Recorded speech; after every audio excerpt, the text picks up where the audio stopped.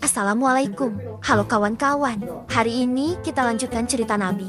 Di episode kedua ini, kita akan bercerita tentang sebuah pengorbanan yang penuh perjuangan. Sebelum kita mulai ceritanya, siapkan kopi dan cemilannya. Dan duduk cari tempat yang nyaman. Oke, ayo kita mulai ceritanya. Beberapa tahun kemudian, tepatnya di bulan Jumadil Awal, 40 tahun sebelum kelahiran Nabi Muhammad Abdul Muthalib, yang saat itu telah memiliki beberapa orang putra, kembali mengelilingi kota Mekah. Bak seorang raja dikawal para punggawa. Beliau berjalan penuh wibawa memanggul sang putra menuju Ka'bah.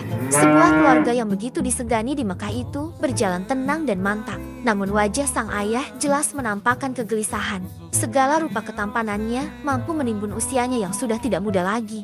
Akan tetapi rasa gelisah telah menggantikan semuanya hingga nampak jelas di wajah pemuka Quraisy itu. Hari itu, mereka keluar rumah dengan penuh tanda tanya. Penduduk Mekah keluar rumah menyaksikan pemandangan aneh tersebut. Mereka terus berbisik penuh pertanyaan. Sehari sebelumnya, keluarga bangsawan kaum Quraisy ini telah melakukan pembicaraan serius perihal nazar yang telah diucapkan Abdul Muthalib beberapa tahun silam.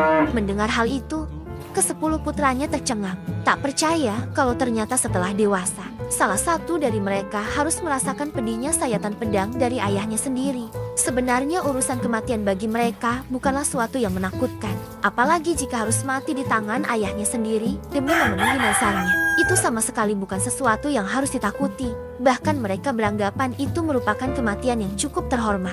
Yang mereka takuti adalah menyaksikan kematian saudara sendiri tepat di depan mata, tanpa dapat melakukan apapun baginya. Hal itu lebih pedih daripada sabetan pedang beracun ke tubuh mereka. Kini, putra-putra Abdul Muthalib benar-benar bingung dan memang layak untuk bingung. Wahai ayah, apa yang harus kami lakukan? Tanya putranya ketika mendengar penjelasan beliau. Tulislah nama-nama kalian pada anak panah. Dengan mantap ia menjawab. Mereka pun melakukan apa yang diperintahkan ayahnya. Keesokan paginya mereka keluar menuju Ka'bah untuk melaksanakan undian sebagai penentu siapa yang akan dikorbankan. Kegilapan malam mulai mengangkangi kemegahan mendung sebentuk mentari. Keluarga yang tengah dilumpuhkan kegelisahan itu tengah berdiri di hadapan juru ramal kota. Bagi Abdul Muthalib, nazar tidak bisa diabaikan karena urusan ini berkaitan dengan Tuhan. Meskipun begitu, beliau merasa limbung juga ketika membayangkan sekian banyak yang harus dikorbankan adalah Abdullah, si bungsu kesayangannya yang ketika itu sedang mekar. Untuk meneguhkan hatinya, beliau meminta agar juru ramal segera melaksanakan pengundian. Masyarakat Mekah hanya sedang mekar. Untuk meneguhkan hatinya, beliau meminta agar juru ramal segera melaksanakan pengundian. Masyarakat Mekah hanya mampu menatap ketika pemimpin mereka itu menyerahkan beberapa anak panah yang telah tertera nama-nama putranya. Semua mata menying ketika pemimpin mereka itu menyerahkan beberapa anak panah yang telah tertera nama-nama putranya. Semua tersebut telah berada dalam genggaman juru ramal. Semua anak panah telah berada dalam genggaman juru ramal. Seruan Allahu Akbar menyatakan siap. Seandainya boleh memilih, mungkin lebih baik beliau menghadapi ratusan pasukan perang, meskipun tanpa senjata, daripada harus menunggu beberapa menit yang sangat mengerikan itu. Apalagi ketika beliau menatap si bungsunan tampan Abdullah, beliau benar-benar merasa pedih jika membayangkan Abdullah yang akan menjadi korban dari nazarnya. Penantian itu terasa menyodorkan kepala sendiri ke mulut singa padang pasir yang tengah kelaparan. Sesaat kemudian, undian segera dilaksanakan. Semua mata menatap, setiap hati tegang dan jantung siapapun berdenyut tak menentu seperti seorang peserta lomba baca puisi di pasar. Ukas yang lupa barisan kata-katanya, dan apa yang dikhawatirkan Abdul Muthalib menjadi kenyataan. Ternyata yang keluar dari hasil undian adalah Abdullah, putra kesayangannya. Seketika itu tubuh beliau seolah tercerabut tulang-bulangnya, lunglai bagai pakaian basah hendak dijemur. Hatinya bagai dipatok ular berbisa tanpa diberi aba-aba. Semua orang menutup mulut, tak percaya dengan apa yang mereka lihat. Sungguh seandainya yang terpilih bukan Abdullah, Abdul Muthalib berniat mengadakan pesta sebagai ucapan syukurnya. Namun, takdir berbicara lain. Nazar telah terucapkan, undian juga telah keluar. Tibalah detik-detik mendebarkan itu. Dengan menghunus sebilah golok tajam, Abdul Muthalib menuntun Abdullah menuju tempat di antara berhala Ishaf dan Nailah. Bapak dan anak ini saling berpegangan tangan erat seolah saling meyakinkan bahwa semua akan baik-baik saja, seperti halnya yang dialami oleh Nabi Ibrahim dan Ismailas, putra kesayangannya. Ketika mereka berdua berjalan dengan langkah dimantap-mantapkan, masyarakat yang hadir mulai kasakusuk, terutama keluarga dari Fatimah binti Amr bin Adi dari klan Mahzum.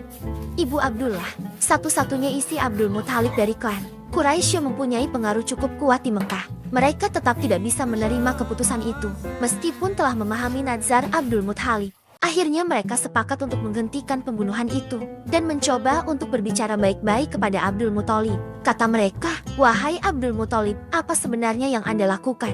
Jawab Abdul Muthalib, "Aku akan memenuhi nazarku." Sekonyong-konyong mereka menyahut, "Tidak. Anda tidak boleh membunuh putra Anda sendiri. Jika Anda bersikeras melakukannya, niscaya orang-orang seantero Jazirah Arabah akan membunuh anak mereka karena meniru apa yang Anda lakukan. Bagaimana jika hal ini menjadi sebuah tradisi?"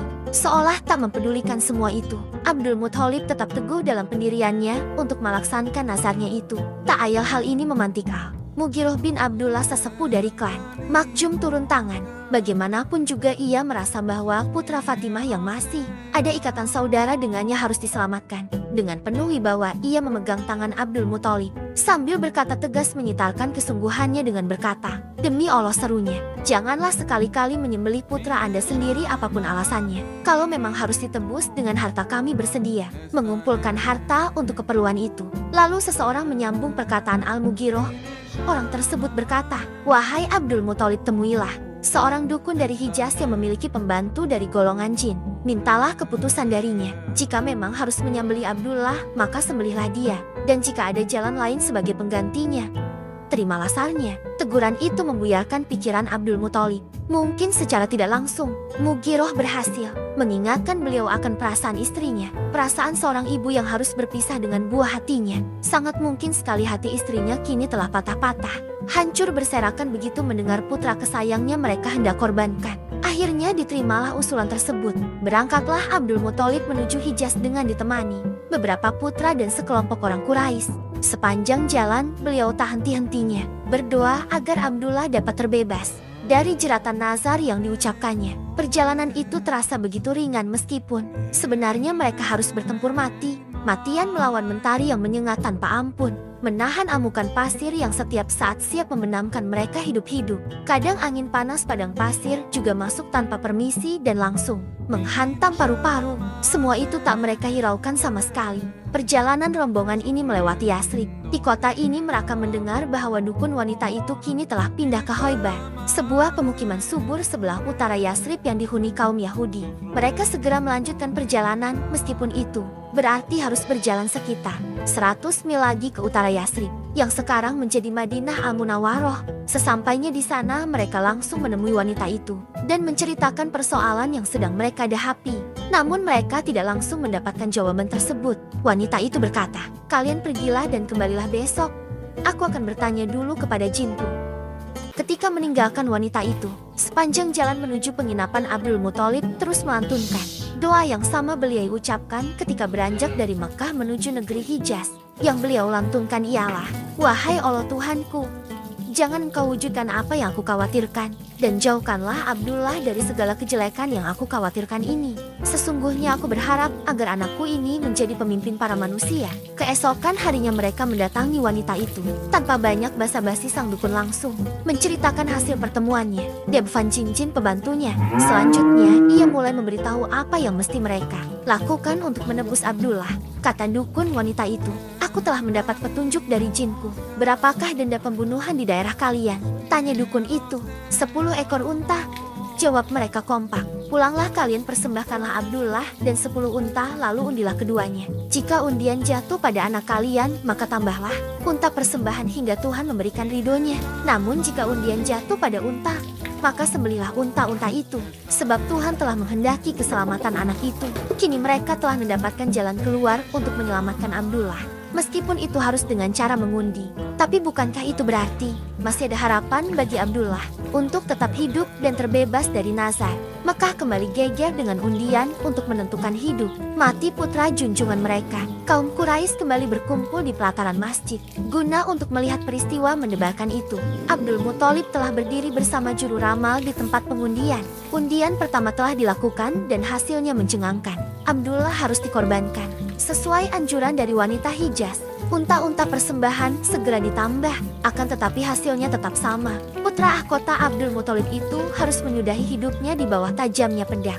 Unta-unta itu terus ditambah hingga mencapai 100 ekor unta. Saat itulah undian menunjukkan bahwa yang harus dikorbankan adalah unta-unta tersebut. Sesaat ketegangan mereda, dan penduduk Mekah bersorak gembira. Kata mereka, "Wahai Abdul Muthalib, sesungguhnya Tuhanmu telah ridho." Kenyataan bahwa 100 unta itu telah jatuh sebagai korban belum bisa diterima oleh Abdul Muthalib. Bagi beliau sekali undian belum bisa menjadi keputusan akhir dari sebuah peristiwa penting. Kata Abdul Muthalib, "Demi Allah, aku belum bisa meyakini hal itu sebelum kita lakukan 3 kali lagi." Yang membuat mereka semua terdiam dan menunda kebahagiaan tersebut. Dengan berat hati undian dilaksanakan lagi. Kali ini mereka semua benar-benar cemas. Mereka tak bisa membayangkan seandainya yang keluar dari undian nanti adalah Abdullah. Haruskah unta-unta itu ditambah lagi? Semua serba mungkin. Juru bicara telah mengocok kembali panah undiannya dan segera setelah itu meledaklah kebahagiaan semua orang yang gadir undian.